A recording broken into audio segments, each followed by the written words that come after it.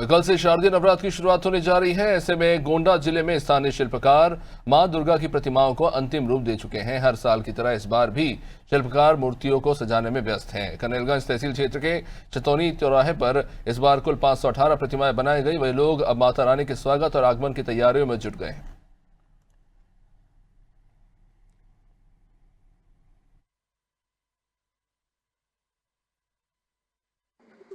हम शारदीय नवरात्र दुर्गा पूजा 2025 की मूर्तियां इस बार भी बना रहे हैं। हमारे दुकान में लगभग 250 से 300 तक की मूर्तियां, छोटी बड़ी मूर्तियां मिलाकर बनाई गई हैं और जिनको आज हम लोग भक्त आएंगे और पंडालों में अपने अपने ले जाएंगे। कहीं कहीं पे साधारण मिट्टी का भी उपयोग किया जाता है, कहीं पे चीका चिकनी दोमट मिट्टी का भी उपयोग किया जाता है। और सर्वप्रथम हम बांस से स्ट्रक्चर बनाते हैं। स्ट्रक्चर बनाने के बाद में पुआल जो धान का होता है उससे ये इनका एक फ्रेम बनाते हैं। फ्रेम बनाने के बाद में उस पर मिट्टी का लेपन करते हैं और कठोर मेहनत के बाद में ये रूप दे पाते हैं।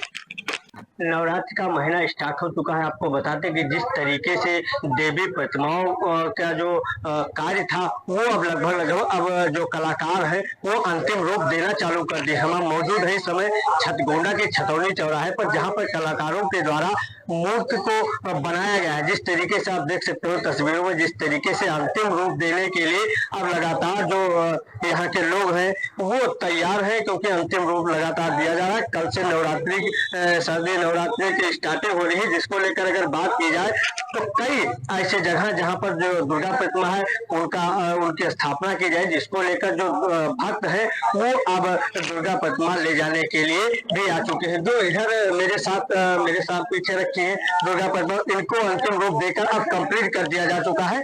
जो तस्वीर है वो साफ तौर पर दर्शाया जा सकता होगा कि जिस तरीके से इनको अंतिम रूप देने के बाद इनको तैयार किया गया है, अब इनको जो भक्त है उनके द्वारा लेकर जाया जाएगा। लेकिन जिस तरीके से अगर बात की जाए, जो यहाँ के कारीगर हैं जिनके द्वारा इन प्रतिमाओं को अलग अलग मिट्टी और अलग अलग चीजों से इनको तैयार किया गया है, जो कलाकार हैं उनके द्वारा जो अपनी कलाकारी दिखाते हुए इन मूर्तियों को तैयार किया गया है, अंतिम रूप दिया गया है।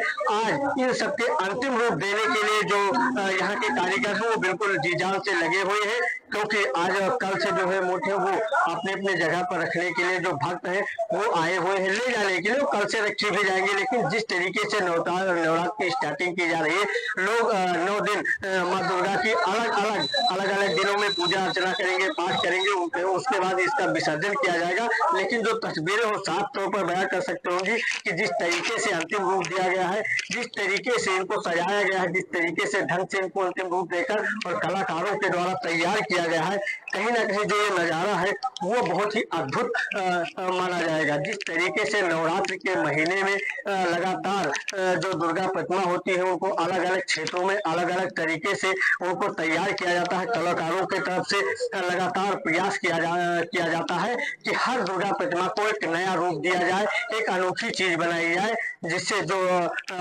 नवरात्रि के महीने में 9 दिन माँ दुर्गा के अलग अलग पूजा पाठ किए जाते हैं। अलग अलग उनके 9 दिन के अलग अलग स्वरूप होते हैं। हर स्वरूपों को विधि विधान के साथ पूजा पाठ किया जाता है।